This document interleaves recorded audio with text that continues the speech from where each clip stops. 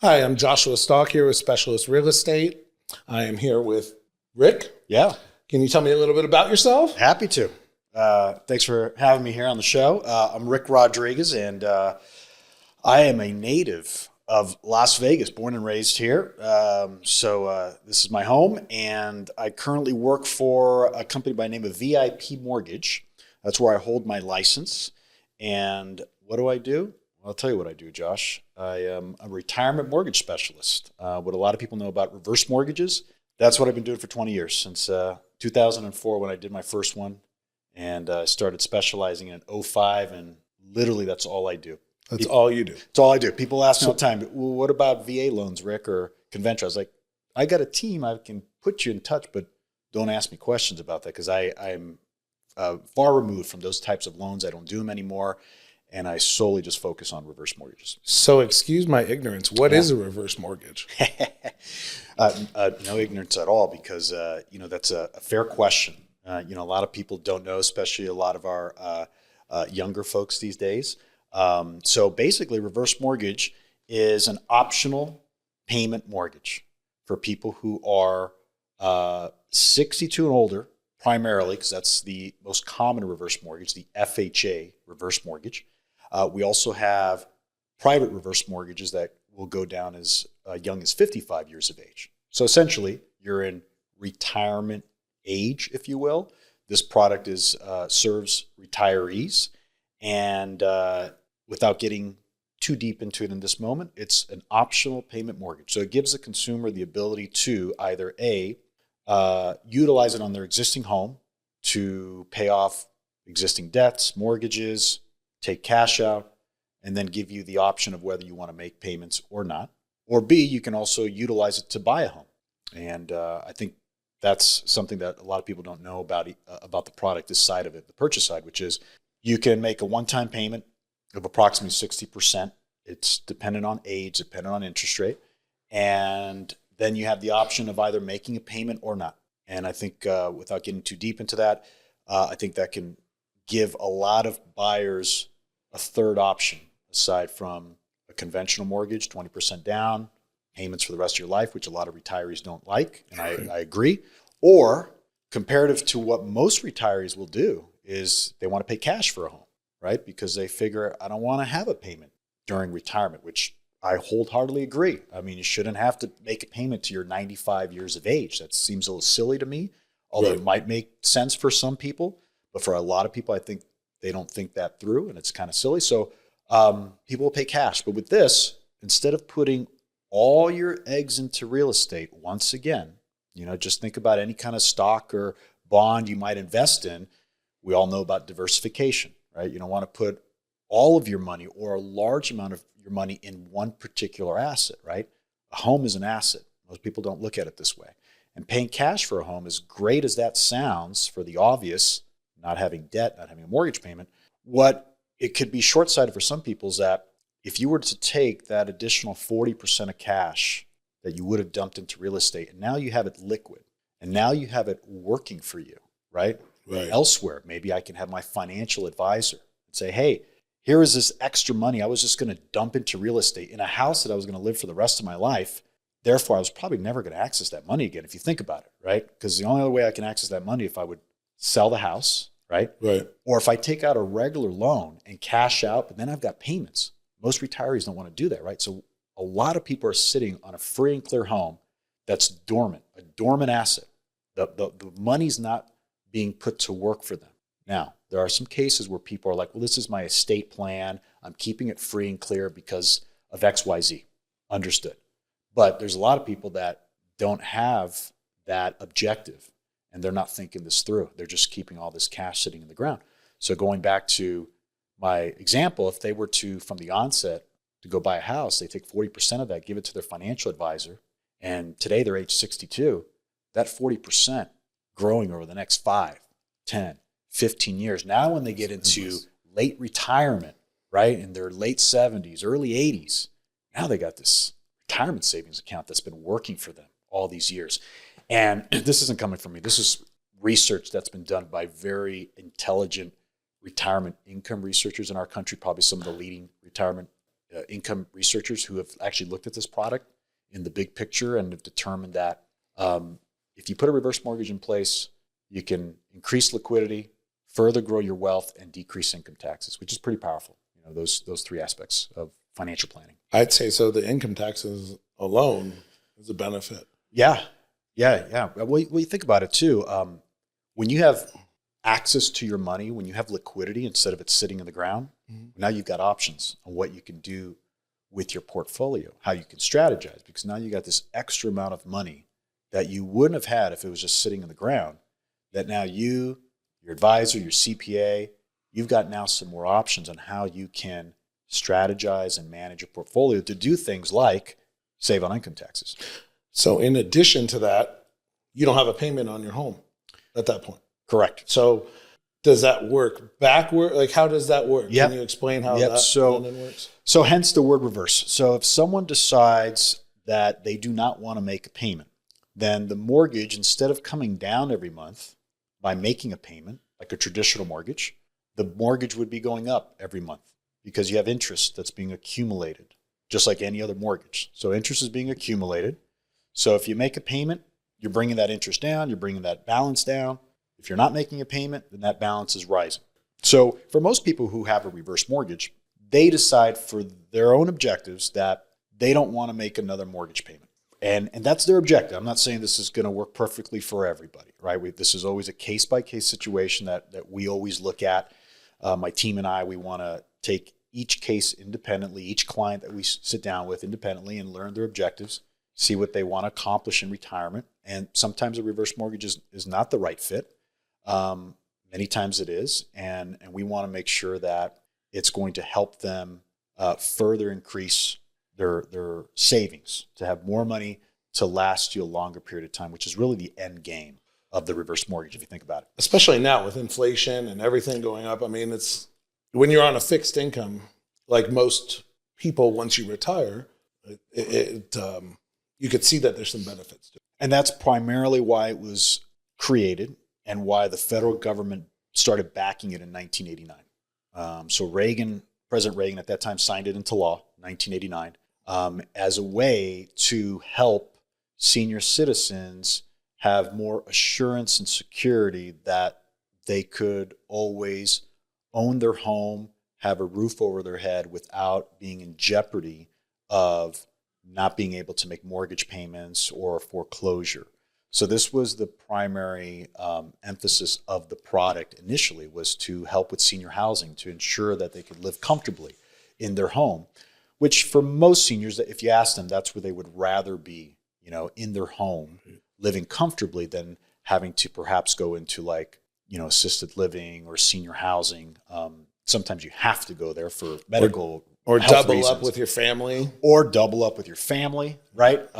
They rather retain that independence, and Right. That's what this product has helped a lot of people do as well, is help to retain that independence in their own home. I got to look down for a question. Yeah. What? Sorry. You're good. Glad we can edit because I can't do this.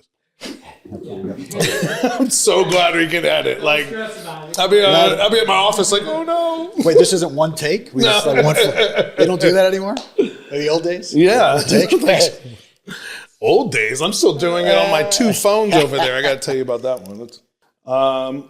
What are the costs associated with a reverse mortgage? The initial cost. So like any mortgage, you're going to have initial costs, right? Whether you refinance or buy, you're going to have your standard third-party costs, we call them, like appraisal, title charges, credit report, those types of things. You're also going to have a lender fee. With the reverse mortgage, there's an origination fee. There is with other mortgages. All those costs are in line, in the ballpark with any other mortgage in America. It's one cost that sets the reverse mortgage apart and makes it more expensive than any other mortgage in America to get it set up. And that is the upfront mortgage insurance premium that's charged by FHA when someone first obtains a reverse mortgage. And that calculation today is 2% of whatever the property appraises for. So if you've got a $600,000 home that you're either buying or you're trying to refinance, 2% of that, $12,000, is just the insurance. And then you got your other, again, standard costs. But the insurance, this one cost, is what really allows this product to work the way it does. Insurance is the glue that binds the product, that allows it to continue to be in existence since 1989. And it also provides some protections to the consumers. The first thing that this insurance does is that it adds a safety net to the product, in that if the mortgage, the reverse mortgage balance, ever exceeds the value of the home, because as I mentioned earlier, the way a lot of people manage their reverse mortgage, they don't make payments. So therefore the balance is rising over time. Depending what real estate's doing, there could be a point in time, or if we have another kind of abnormal real estate cycle like we did in '08, where the reverse mortgage balance could exceed the value of the home. What happens? Well, the insurance assures the homeowner that nothing happens to them. They continue living in the home with the same terms, no payment required for the rest of their life. And let me emphasize that, because unlike other mortgages, which have a term of like 15 years or 30 years, a reverse mortgage is a life term. So as long as you are living in your home and you're maintaining primary residency, that's very important. These are only primary residency loans.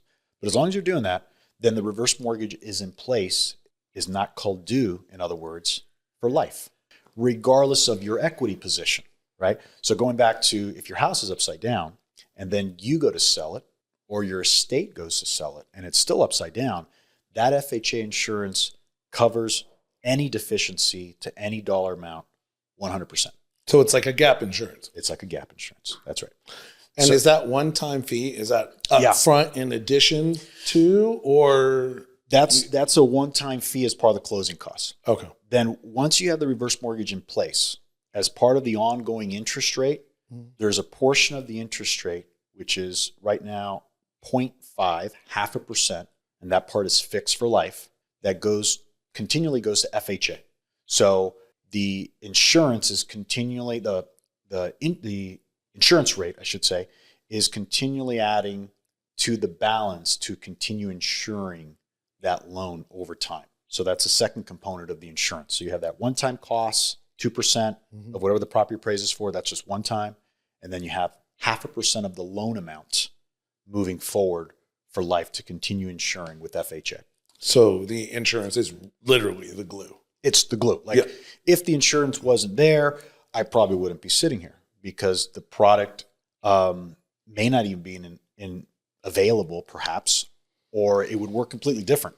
Then like any other mortgage, there'd be this level of risk to the consumer that if you don't make payments, but if you go and if you go upside down, you're still personally liable, like any other mortgage in America.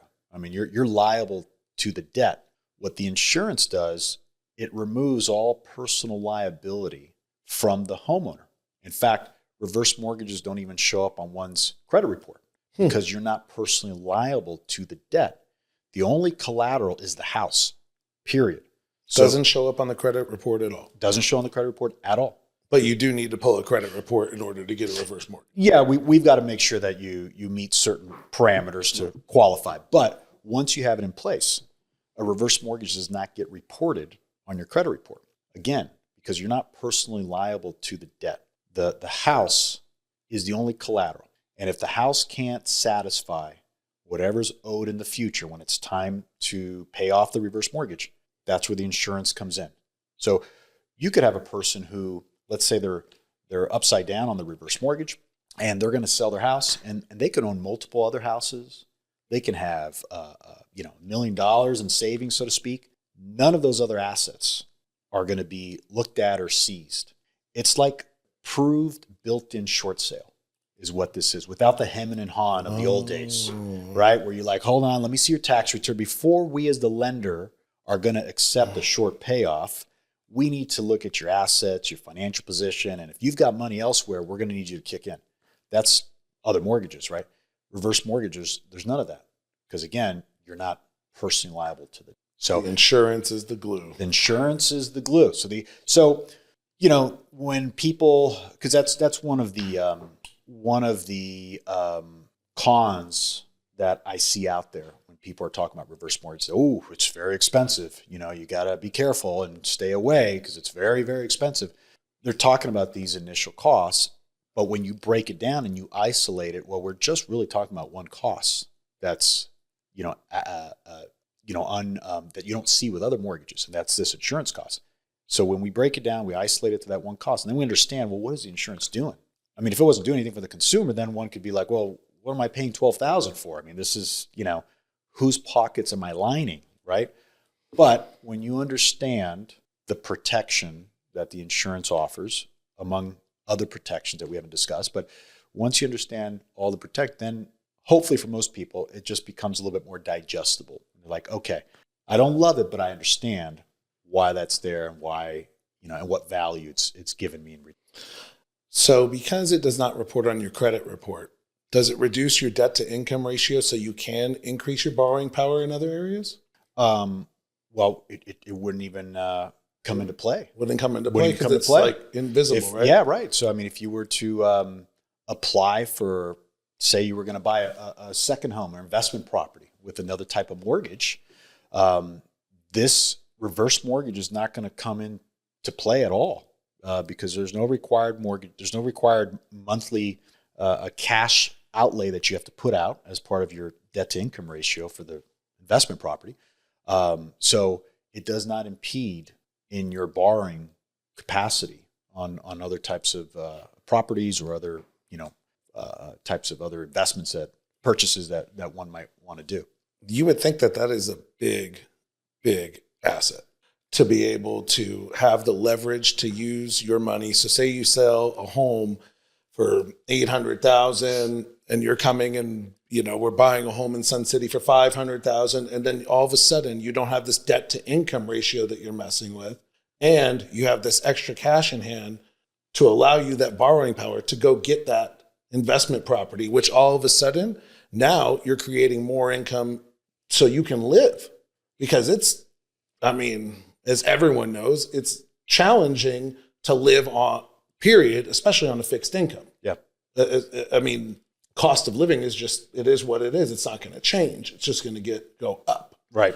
So, you said it, leverage. And that's a word that we use a lot in our industry and with this product is leveraging your housing wealth is what I say. So, and people don't look at home equity as housing wealth.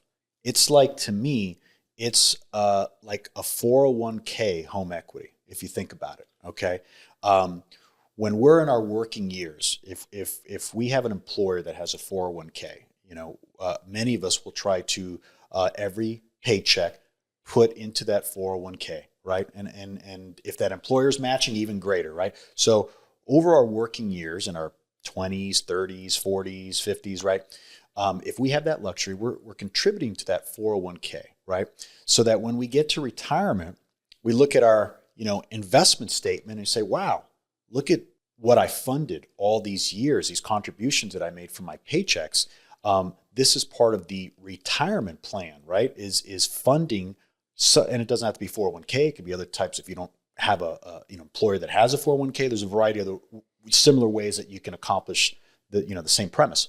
The point is that I'm contributing during my working years so that when I get to that point in retirement, I have now some sort of retirement savings that I can now utilize when my income is reduced. Because once we get into retirement, naturally, right, we either start working less or not as much, or we retire all in all, and then we're just left with, like you said a minute ago, fixed income, which is not going to get many people very far for what a lot of people want to accomplish in retirement, right?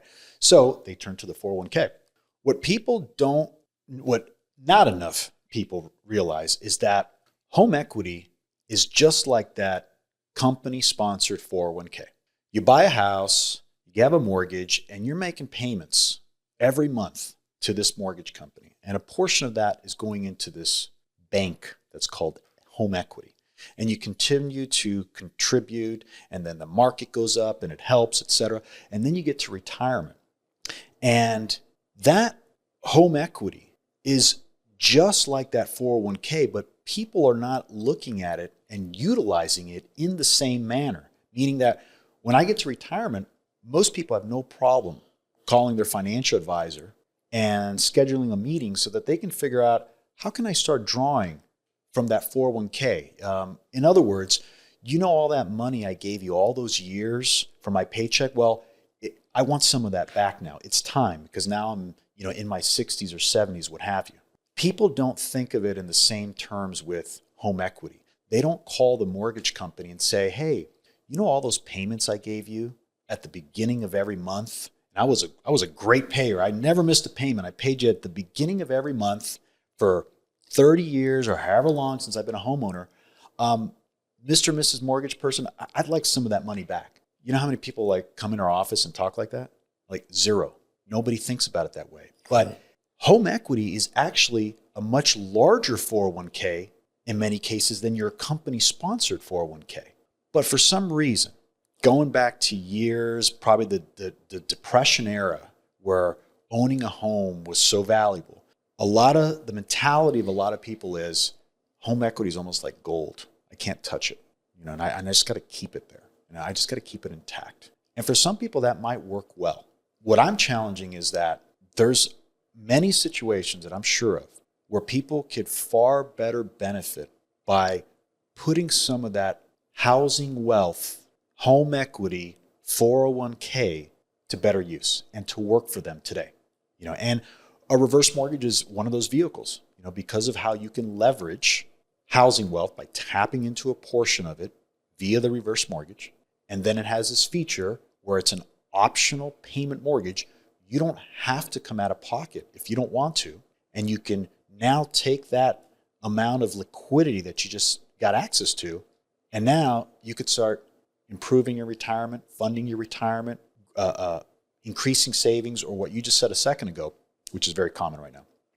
People are coming from, and I don't want to pick on our neighbor to the west, but California. A lot of people are, for years now, right? They've been selling high in California and buying low in Las Vegas, right? And so they your example, I just cleared $800,000 on my California home. I come out here to Sun City, Summerlin, and I saw a home that I liked for $500,000. 9 out of 10 of those buyers and even their agents are all probably thinking the same thing on how they're going to structure that buy side, and that is cash purchase. I mean, I just cleared 8. I'm going to take 5 of the 8, and I'm going to pay cash for my home. I'll never have to worry about another payment for the rest of my life, and I've got $300,000 to put in savings, no brainer. What if instead of putting $300,000 in savings, you could put $500,000 in savings, because you used the reverse mortgage to buy that same house at $500,000, but instead of putting $500,000 again of your eggs back into real estate where it's sitting in the ground doing nothing for you at the moment, you only put about 60% of that $500,000. So you've made a one-time payment of $300,000. The reverse mortgage has a loan for the difference, and now you got that extra $200,000 working for you. Like you said a second ago, maybe it gives people the opportunity to buy that second home or investment home to now get another rental income stream or another cash cow coming into retirement. I mean, we can dissect this and go in a variety of different ways. The point is that when you have access to more money, usually that leads to good things. As long as you're not reckless with the money, and you're not visiting the strip too often, it's going to lead to good things, when you have more access to liquidity. And that's just proven. That's not me, up here trying to sell something. That's just proven, that's what's going to happen. So that I'm big on that. I'm big on educating homeowners, real estate agents alike. I'm actually currently the only person accredited by the state of Nevada right now to teach a course to real estate agents for continuing education, for their licensing, on the retirement home loan for purchase is the name of the course. And in simple terms, it's using a reverse mortgage to buy a home. Because agents need to know about this. They're on the front lines with consumers in many cases and buyers. And if they're not knowledgeable of all the different products out there, they're not the mortgage experts, so they don't have to be an expert. But most agents, correct me if I'm wrong, most agents know what a VA loan is, or a first-time home buyer type of loan, right? Or a rehab loan. A lot of agents, even though they're not mortgage people, they know about that, right? So that when they get a particular buyer walk in their office, who maybe hasn't spoken to a lender yet, they might say, hey, we'll put you in touch with a lender, but, a VA loan might work well for you, or FHA, first-time home buyer loan, might work for you. There's not enough agents that know about reverse mortgage and the purchase so that they can, too, also put it into their, knowledge base and be able to raise awareness with the consumer and the buyer. Say, hey, did you know at your age you have one more option on how to buy a house? I did not. Yeah, you could use a reverse mortgage to buy a house.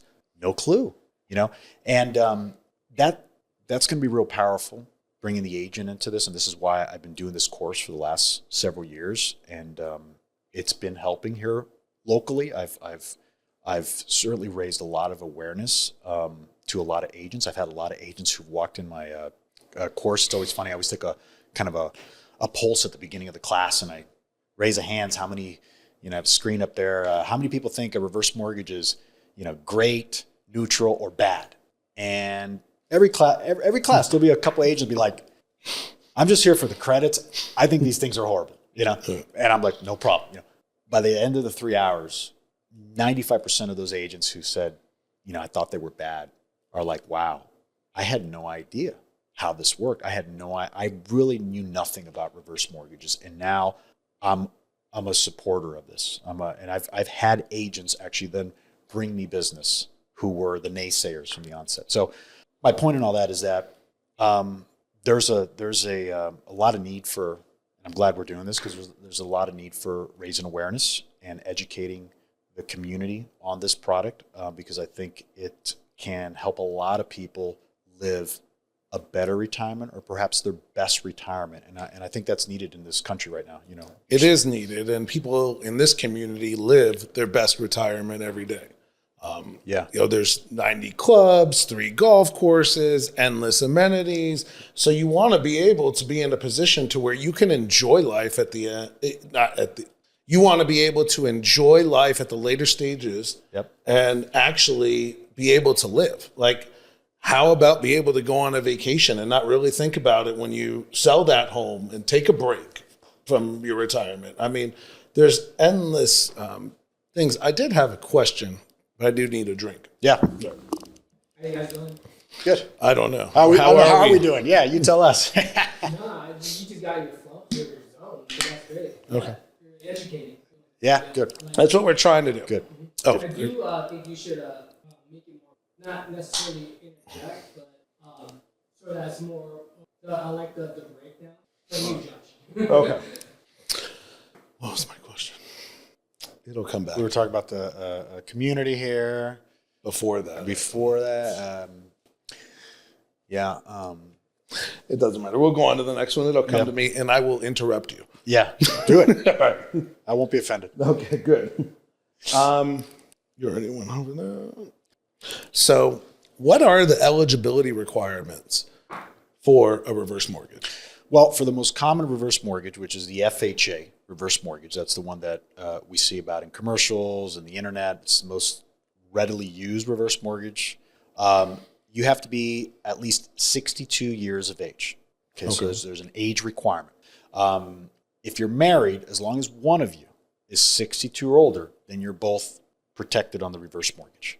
So that's number one. Age is a factor. Number two, primary residences only. So the property that you're going to put a reverse mortgage on must be your primary residence either at this time, or if you're going to purchase it, it's going to be your primary residence within the next 60 days if you're buying. So it has a time limit, 60 days. Just like traditional FHA has that same requirement. So it follows the same traditional FHA requirements when you buy a house, that you must occupy it within 60 days.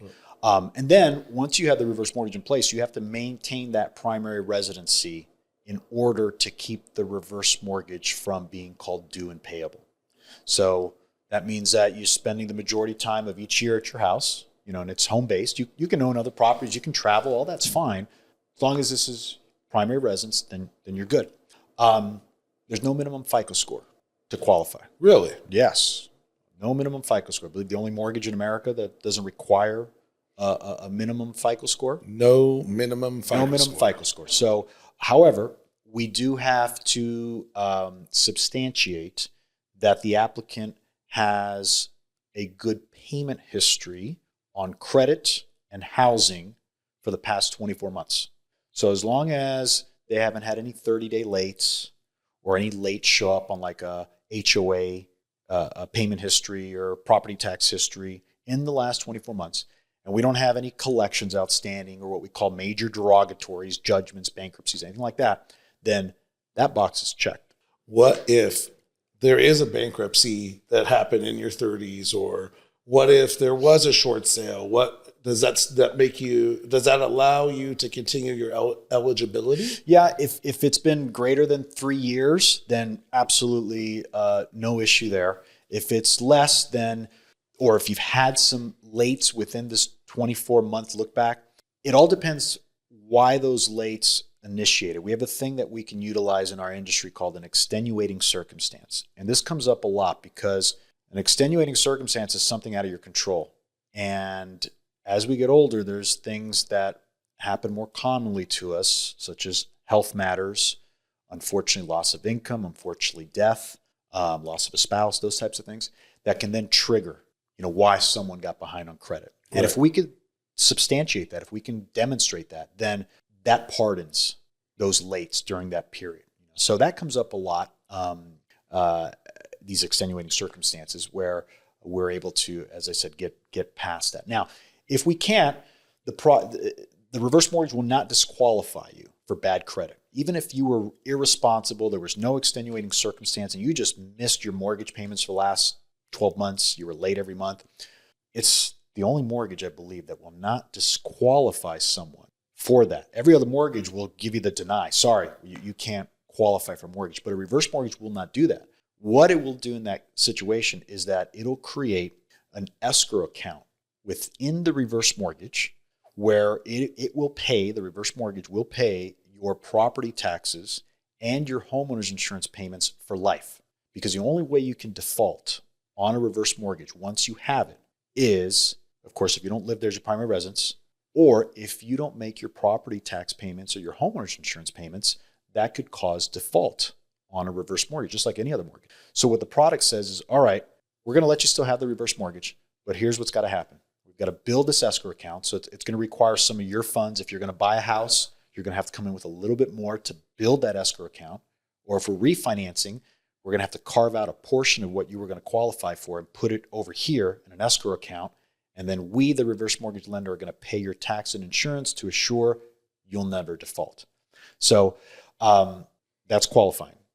Income, the last part of the eligibility to your question, it's a low bar. We don't even use the term debt to income. How low? Oh, it is low. So, you guys, or most people who are in the industry are used to, 41% debt to income ratio on 50% debt to income ratio on every other mortgage product in America.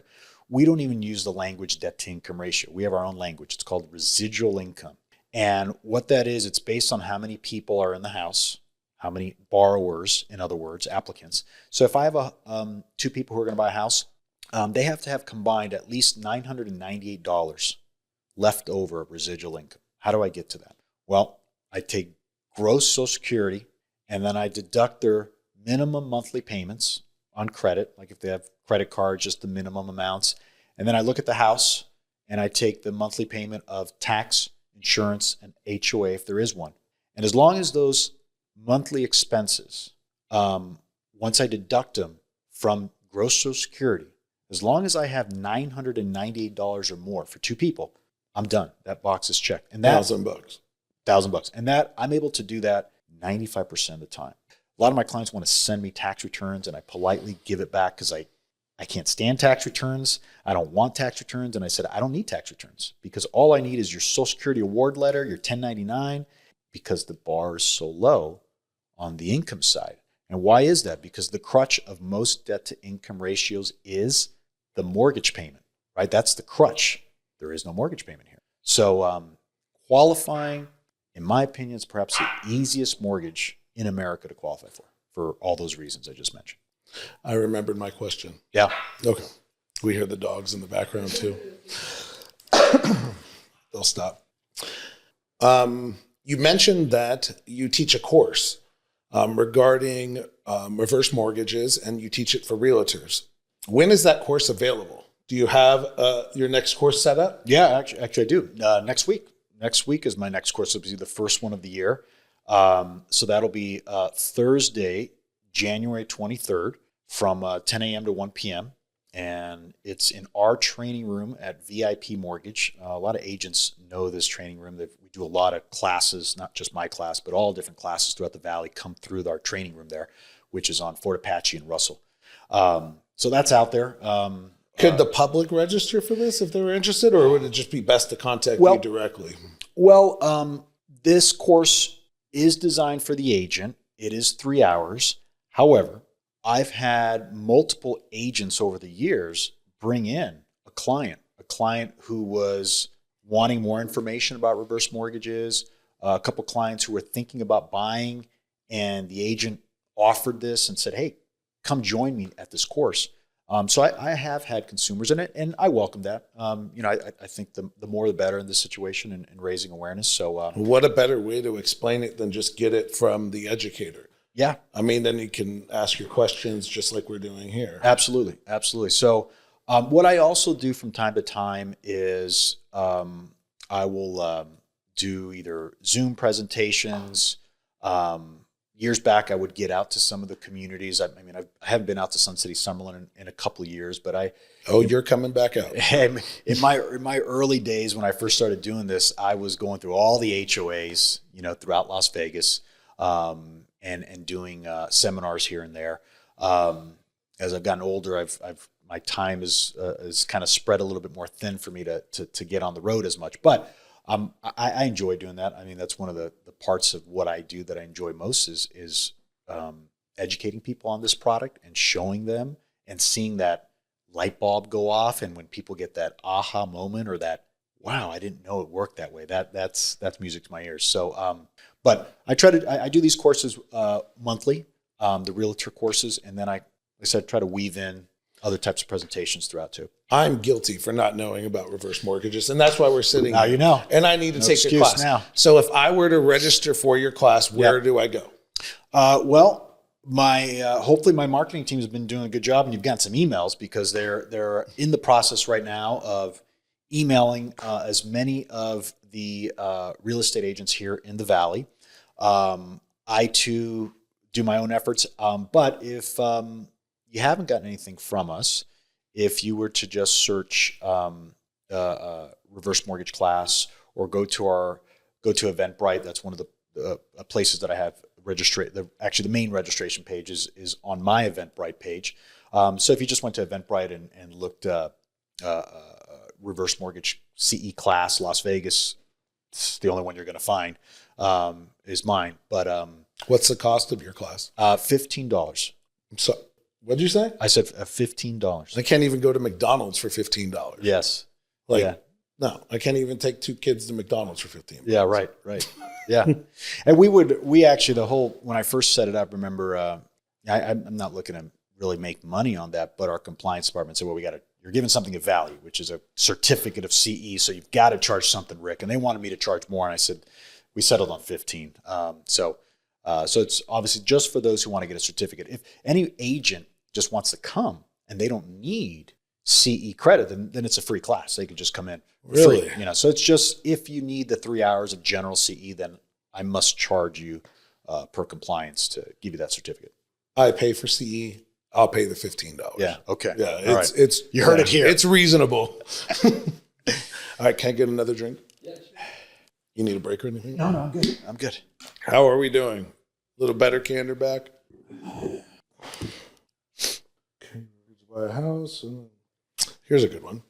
Can I lose my government benefits if I have a reverse?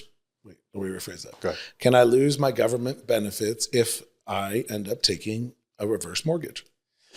So that's a question you see out there a lot. So when we talk about government benefits, to break it down, we're talking Social Security, right? Number one, reverse mortgages do not affect Social Security benefits in any way, shape, or form. So that's a resounding no. Medicare, same thing. The reverse mortgages do not affect Medicare benefits in any way, shape, or form. Medicaid, that's one that you do need to check from state to state. However, Medicaid representatives have come to understand that reverse mortgages are not income. It's a loan, that has to be paid back.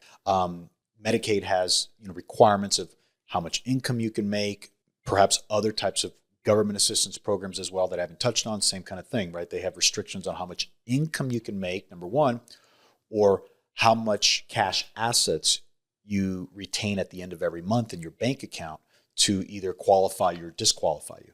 So reverse mortgages, because they're not income, and depending how you use it and how much cash you take or what you keep on hand, the answer to Medicaid is that it doesn't have to, but you have to check, state by state, because each state's a little different in their requirements.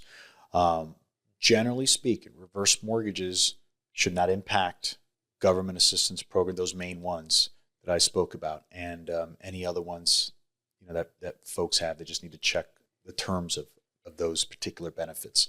And it's probably, like I said, going to come down to those two things, income and assets. I have a hypothetical question. So say you got a reverse mortgage in 2020.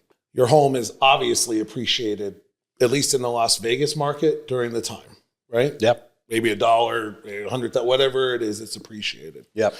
Since it's appreciated, can I go back, get a new reverse mortgage, and increase the amount that I get back? Yeah. That's what we call a niche within the niche. And that's actually where I really started my niche, just to digress for a second. So that was in 2006. There was a group of us that started reading the what we call the mortgagee letters of reverse mortgages and just really understanding the laws of reverse mortgages. And we saw that there were opportunities that people were not aware of, that when you have a reverse mortgage, that there could be reasons why you would want to refinance that to access, primarily the main benefit, to access more of your home's equity. And so we started doing that in 2006, and we really carved a niche, a group that I was working with here locally. We actually climbed the ranks nationally. We became I remember one particular month in 2008, I'm going back, we were the fifth largest reverse mortgage originator for that month. And I'm talking, we were just an office in Green Valley of, there must have been about, 20 of us or so. And we were sitting up in the ranks with companies at that time who were doing reverse mortgage, no longer doing it, but Wells Fargo, Bank of America, MetLife. And then you had this little brokerage from Henderson, Nevada called EvoFi. And that was us. Why? Because we had done what other reverse mortgage lenders weren't doing at that time, which was servicing and raising awareness to the people who already had reverse mortgages. What happens with a lot of these shop companies, and even ones today that you see on commercials and stuff, they're operating like call centers. People call into that phone number, and it's a big call center of people, and they do a lot of volume naturally because they have good marketing. Right. They're backed by Wall Street, and so they got deep pockets to run commercials, to pay celebrity spokespeople to talk, right? And so naturally they're going to get a lot of calls coming in, right? So it's this big call center, right?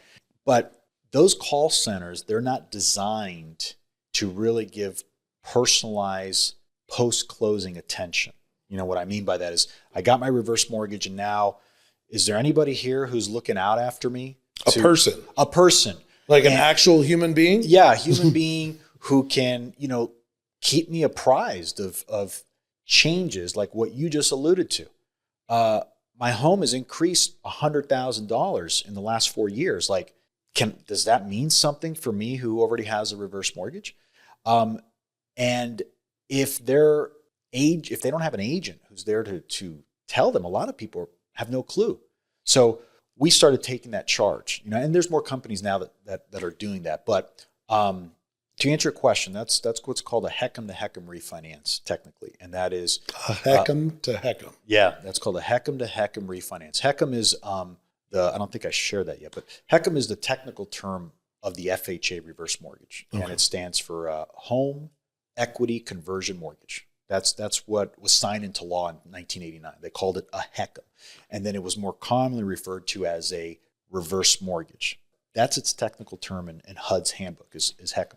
So anyway, it's called a HECM to HECM refinance. And absolutely, people who have a reverse mortgage, they could very well further increase what they can access from their housing wealth by redoing it when either interest rates come down or property values go up, or sometimes there's just changes with the product that happen from time to time that could also increase the loan to value percentages that can now give someone the opportunity to secure another chunk of their home's equity. Right, which it's always important to communicate with your loan officer on a regular basis. Absolutely. Yeah, especially when you're dealing with, it sounds like reverse mortgages, it's very important because laws are always changing, just like FHA, VA, conventional.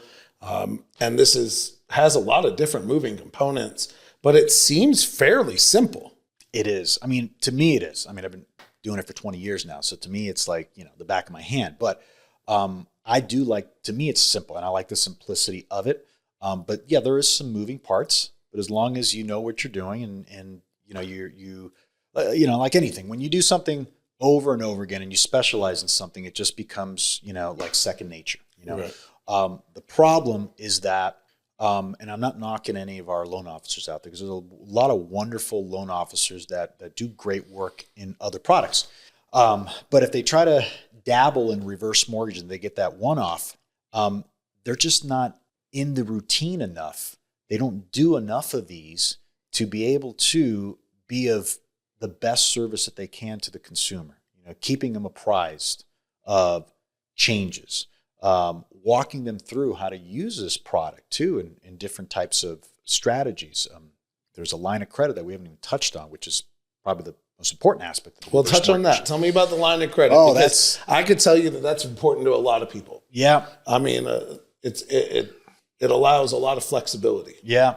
Tell me about the line. Yeah, that's a whole hour and a half segment right there. Can you sum it up in a minute? I'm going to try because that to me is the most important aspect of the reverse mortgage, and that's probably what 9 out of 10 people don't know about it. And if more people knew about the line of credit, I think more people would actually look into this product. And so, the line of credit is just one of the options on how you can extract your housing wealth via a reverse mortgage. Okay, so there's 3 options.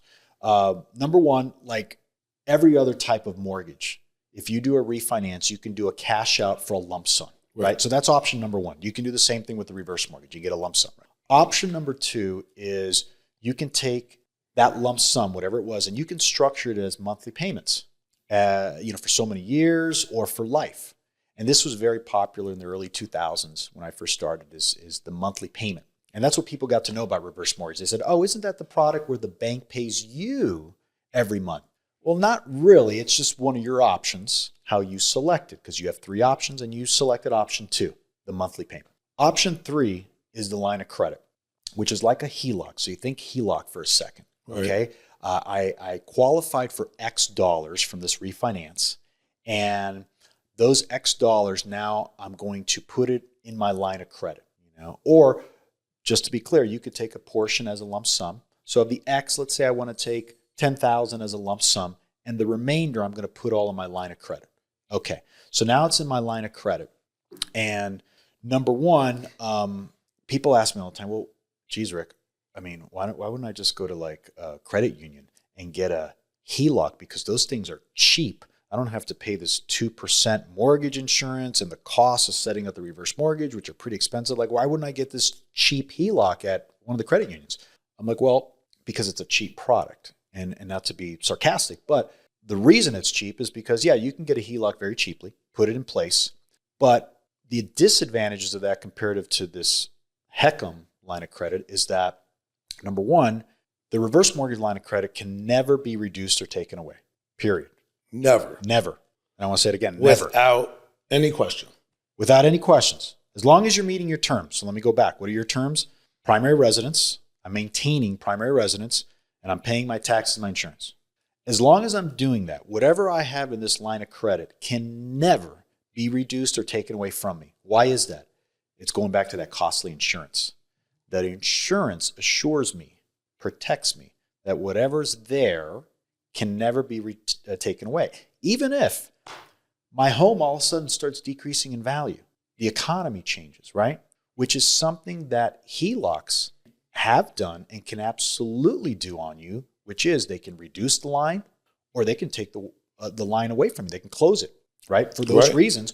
Or if you're just not utilizing it, right? Say you opened up this line of credit today for $100,000, you're thinking, hey, this is my retirement savings nest egg if I ever need it, and I never use it. And then all of a sudden the market constricts, and I get that letter from the credit union a couple years later, say, hey, we're so sorry, but due to unforeseen circumstances, we've got to close your line. Right. Basically what they're saying is, listen, you're not Which is common. It happened. It didn't happen to me with a credit line, but it happened with a credit card that I had my emergency, like credit card at zero. It was just for my emergencies. And I remember that happened to me once, like many people I've talked to that's happened to, right? So the point is that number one, a HELOC, you can't assure yourself that that's a real retirement piece, that you can have that in your retirement plan forever, right? As your safety measure. A reverse mortgage line of credit, you can't, because it can never be reduced or taken away. Do I have to pay that back? Is it like a HELOC? So do I have to make monthly payments on that? No, that's a lot of people think that, right? Well, what happens when I start drawing from the reverse mortgage line of credit? That's when I need to start making payments, right, Rick? Because remember, it's under the reverse mortgage umbrella. This is insurance. The insurance. The insurance is, as I said, it's the glue that holds the product together, right? So it's all under the reverse mortgage umbrella, which is, this is an optional payment mortgage. So if I start drawing from that line at any point in time, it's still an optional payment mortgage, right? So big difference, number one. But here's the kicker. Big difference, number two. And this is what people are like, it blows everyone's mind. So whatever I have in a reverse mortgage line of credit, the amount, the available funds that I have in there, that is guaranteed by the insurance again, that it will grow at the exact same interest rate as my loan balance that I owe. So if right now interest rates are about 6.5% thereabouts on this product, that means that whatever I have in my line of credit is growing at 6.5%. So you take this $100,000, you leave it in your HELOC, do nothing with it. Most banks, most HELOCs, they either reduce it or, like we talked about, cancel. Yep. In this case, you're earning money. You're growing. And to be clear, because a lot of people think, is that like interest income? Do I have to pay the IRS that? That's my next question. It's not considered interest income. What this growth is it's growing your ability to borrow more money irregardless of your home's value.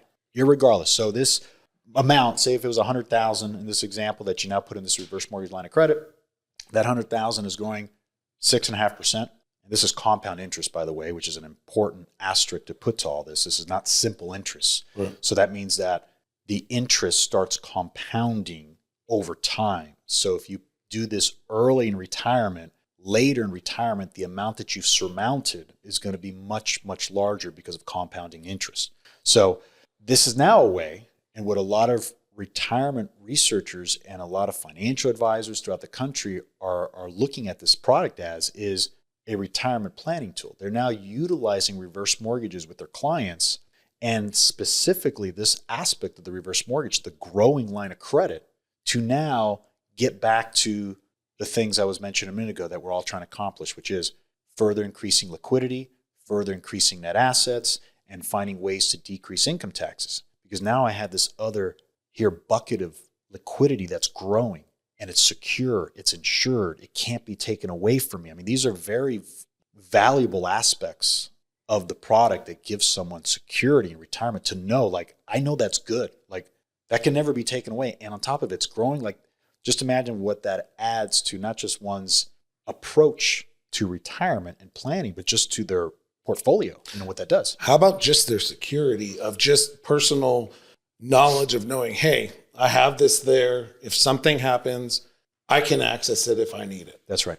And that's like a lot of people I talk to, there's a fear of not having that security blanket. Right. And, our average home buyer is what, 56 now? Is that right? Yeah, 56 years old. There you go. So so we're approaching, Yep. everyone's going to be looking at reverse home mortgages because, it's hard to buy a home. Yep. You're getting priced out in most markets. Right. So, I don't know where I was going with that. So I guess Yeah. we're going to take a break. I don't know if you wanted to feedback on that. Yeah. I think that was good. How's it looking out there to the audience? Oh, we got thumbs up. Okay. That's good. Justice real quick. Okay. Last question. Yeah. What is reverse mortgage counseling? What is reverse mortgage counseling? So that is a required step of anyone who applies for a reverse mortgage. So whether you're going to refinance with a reverse mortgage or buy a home with a reverse mortgage, the product requires that you go through a counseling session. And that is done by a third-party agency who is licensed, has the certification by FHA to counsel people on reverse mortgages. So these a lot of these companies, they do all different types of counseling. It could be debt counseling, different types of financial counseling, marriage. It could be a suite of services, including reverse mortgage counseling. The goal of that by the product is twofold. Number one, they want to make sure that people understand what a reverse mortgage is. They want to make sure that in case they spoke to a lender who's not really a specialist in reverse mortgages, as an example, they want to make sure that they get the facts. And so the counselor's there to offer their own version of what a reverse mortgage is, how it works, give them a scenario to the consumer, and give the consumer the opportunity to ask them questions so that the consumer can walk away. The intention is to be 100% sure about, okay, I understand this product, and I either A, understand that it's for me, or I understand now, B, that it's not for me. Either or, right? Is it similar to like your first time home buyer product, like kind of an educational course? Like I know it's not the same exact, but a similar concept. Well, I'm not. I haven't followed. I think those might be a little bit more lengthier. The first time home, this is literally a 1 hour phone call. Oh, yeah. So it's pretty simple. It's pretty simple. It's not like an 8 hour course where you're buying your Correct. first home and you're learning all your responsibilities about the taxes and trying to learn the process of a home. Right. This is 1 hour That's on right. a phone. That's right. But some people can do it in person, but since COVID and all, most people, for simplicity, they just do it over the phone. So they would call an agency, and then they would get an appointment within a week. Counselor calls them on that day and time, spends about an hour with them on the phone. So that was the first thing. The second thing, the reason why that counseling is there is that the product wants to make sure that people are mentally competent to enter a reverse mortgage, right? Because you can imagine there's, the entry level age is 62.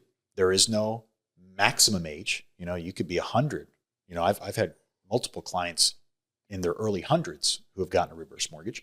So the product wants to be sure that people are of right, sound mind when they go into this, right? So the counselor is also there to interact And observe. And make sure that that person's answering questions. They'll ask them some questions, easy personal questions kind of thing. But that's part of it too. That's part of their scope. They want to make sure that the applicant, the consumer, is able to understand what they're doing. Yeah, of right mind. Just Of right like mind. when someone walks into my office here, if they're not of right mind to sign the listing, I can't sign the listing Exactly. agreement because if they don't have it all together, Exactly. there's no reason. I mean, it's not going to hold up in court. All the other stuff we can go on and on about. That's right. That's right. And that's obviously important with this product. We and contrary to what some people might think out there, that reverse mortgages are prying on senior citizens, which there's no prying here. There's no scam here. I mean, this wouldn't have been endorsed by the federal government since 1989, and that seal of endorsement wouldn't have remained on this product for the last 36 years if this was a scam or prying on seniors. So I'm just sick of hearing that and seeing that out there by a lot of people who just don't know about what reverse mortgages are. Hey, it may not work for some people, but it's fine. But let's not say it's prying on people or it's a scam. But this is one of those safeguards that's there to protect that from happening, to protect people from getting into something that they shouldn't be getting into, So it's a wonderful step and it has to be done in the beginning, before the lender can get too far in the transaction. Counseling has to be done at the time of applying, before the lender can start processing a loan, ordering an appraisal, doing those types of things. It makes sense. You save the consumer the money, you save your time. That's right. Yeah. That's right. Makes sense. I asked a lot of questions. Yep. Is there something that I missed out that you could tell us about reverse mortgages, or something you'd like to share with us that really that I didn't touch on? Well, I mean, I think From our standpoint, in just looking just specifically here at the Las Vegas Valley, knowing that we've got a large population of retirees, we have multiple age-restricted master plan communities, and this is a destination for retirees. It's typically always in the top 10, sometimes in the top 5 over the years. Our city, that is, as a place that people in retirement want to move to. So with that being said, if I am an agent, I believe that this is something that you need to at least know about. You need to open your mind to that. I know there's a lot of agents and maybe agents who've been around for a little bit, who've got some very strong opinions about reverse mortgages, and maybe those strong opinions are date back to the pre-1989 reverse mortgages. Those reverse mortgages, and so here's one thing we want to touch on: the 2 biggest misconceptions. Number one is the bank owns my house, and I still see that today. I see it on comments on Facebook and YouTube, all over the place. Run. The bank will take your house. They own your house. You're just a tenant shackled in your own home. That hasn't been that way since 1989. But for some reason, maybe these people, and like I was referring, these seasoned agents, maybe they're referring to these pre-89 reverse mortgages, which don't exist anymore. But back then, the bank did take title to your home. And also the second misconception is the bank's going to take all my equity, either during the process or when I die, I'm not going to be able to leave that to my beneficiaries. That's false as well. This is just a mortgage lien against the property, period. So it doesn't take title rights. It doesn't affect the vesting of one's home, the title vesting, that is. It's just a mortgage lien against the home, period. Prior to 1989, though, the bank did share. There was a shared appreciation rider that was attached to the note, in which the bank would share the ongoing appreciation with the homeowner 50-50 in some of these private reverse mortgages back then. So again, it's been 36 years since those facets of the reverse mortgage have been around. But for some reason, people are still touting that the bank owns a house and the bank's going to take the equity. Holding on to old ideas or old products that don't even exist anymore. That's why it's important to stay on top of what loan products are available and how they adjust. It's just like insurance on a home. Or your car. You got to stay on top of this stuff. That's right.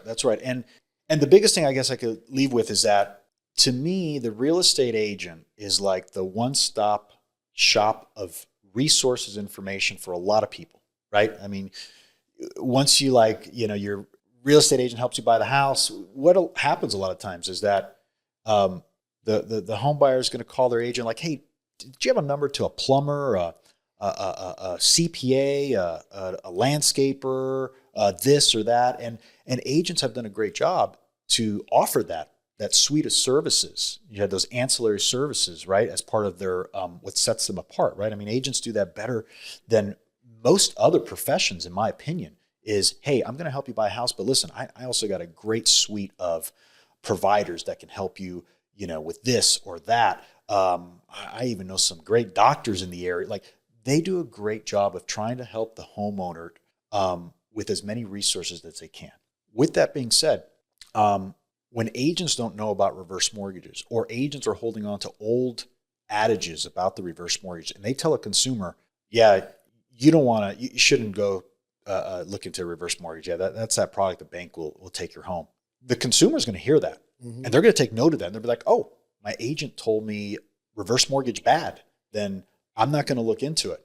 And what ends up happening is that it's a disservice to the homeowner and the consumer, because I know for a fact that there are many, not just here in town, but throughout the country, there are many homeowners and consumers who have been stopped, not directly or intentionally by the agent, but they have been stopped by the agent in looking further into a reverse mortgage because of some of these old opinions or their own personal opinion of what they think a reverse mortgage is. And most of the time, these agents are wrong on what their opinion is or their knowledge is of reverse mortgage. So, that would be something that I think needs to be worked on, is that if they don't know, then just say, hey, I don't know. That one I can't help you. That's the hardest thing for agents to do, is say, I don't know. Right? Like when I came here, I don't know about reverse mortgages. Yeah. So I came here to learn. Now I'm going to take a class. I don't know if I could do it next week, but the next month. Yeah. But it's like, I need to learn this. I'm in an area that 55 or older is my farm. That's right. It's important to know this product. When I ask other seniors in this community about the product, they look at me like a deer in the headlights. Yeah. Because no one knows. And you're right. It's our responsibility is to do those. And it's not our responsibility to talk about details of a loan because we don't know them. They're constantly changing. Just like real estate laws, just like any law is, any regulation is just constantly evolving. Right. So, Right. yeah, I appreciate you. I learned a lot today, and I look forward to your class. Yeah. Well, I'm glad that you're taking interest in it. That means a lot to me, and it's just one more step forward in the initiative of helping out the Valley here, helping out our retirement community better understand all their options in buying a house in retirement. Well, I'm going to fill up some rooms, and you're going to come in and talk to some of my Let's clients. do it. All right. All right. Let's do it. Do we need anything else? Yeah. Yeah. So how does this, why does the incentive, why does this? Well, so why does the reverse mortgage product exist? So, it first came out in the 1960s. It was like a private loan for someone who wanted to stay in her house. And I won't bore you with that whole story, but it was basically someone said, I'm going to help this widowed woman stay in your home, and you don't have to make any more payments. I'll take title to the house, and while you're alive, you don't have to worry about making any payments. And then when you pass away, then I will collect because I owned your house, and I will pay back myself. So that was the start of the reverse mortgage concept, right? Was to help someone remain in their home. So with that, then of course, as I mentioned, the federal government got involved. The whole premise was to help people in retirement, senior citizens, to have more security, more assurance that they can live in their house and not be kicked out. That's why it was created initially. It's evolved since then. Now it's not just a needs-based product where it's just for people in desperate need. I mean, we're still helping a lot of people in need, and we want to keep helping those people, but now it's being used by all walks of life. Middle class, affluent borrowers who understand the power of leveraging housing wealth and putting money to work, right? But at its core, that it was to serve senior homeowners to make sure that they can have a roof over their head throughout their retirement years, right? As far as a lender, well, like any other mortgage, why are mortgage lenders offering any mortgage? Well, they're making interest on loans, right? So that's good business for a mortgage lender, right? Is I'm going to help you buy a house, and I'll put a loan up, and over the next 30 years, you're going to make me a payment.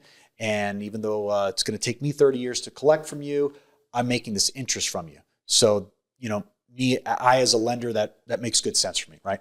With a reverse mortgage, there is no payment every month, right? So the lender's not collecting per month. However, the reverse mortgage lender, what they are assured, where other lenders for other products may not be assured, is that no matter what is owed in the end, and however long it takes, they are going to get paid 100%, whatever's owed to them. And that's because of the insurance. So this is now the insurance also protecting the lender in this aspect. Because with other mortgage products, like we saw in years past, there could be situations like a real estate crash where now people are asking for short sales or short payoffs, and the lender in many cases will offer that, which is, what are they doing? They're basically saying, we're going to now take less from you than what you actually owe us. We're going to take a loss to do this short payoff, right? And so they're going to walk away with less, the lender in that case. A reverse mortgage, that's never the case for a lender. So even though I'm not collecting every month a payment, and even though I may not know exactly when I'm going to get paid in full as a reverse mortgage lender, I do know that I am going to get paid 100%. So I think for a lot of people, when you think about just investing, any of us, if you had, a type of investment that assured you, don't worry, you're going to get paid 100% and then some because of interest. I think a lot of people probably like, hey, sign me up for that investment. Even though I may not collect this month or next year, it might take me in some cases, depending on the portfolio, because there could be people of varying ages, I might collect from the 85-year-old quicker than I collect from the 62-year-old in my reverse mortgage portfolio. The point is that I'm going to collect, So that's why the reverse mortgage is attractive to a lot of lenders is for that aspect, because they're protected by the insurance. Good. Yeah. All right. All right. A little over. Good. Oh, I feel a little different now. You're still isolated with the headset. Headset. It's a trip. That's different. Oh, this was great, Josh.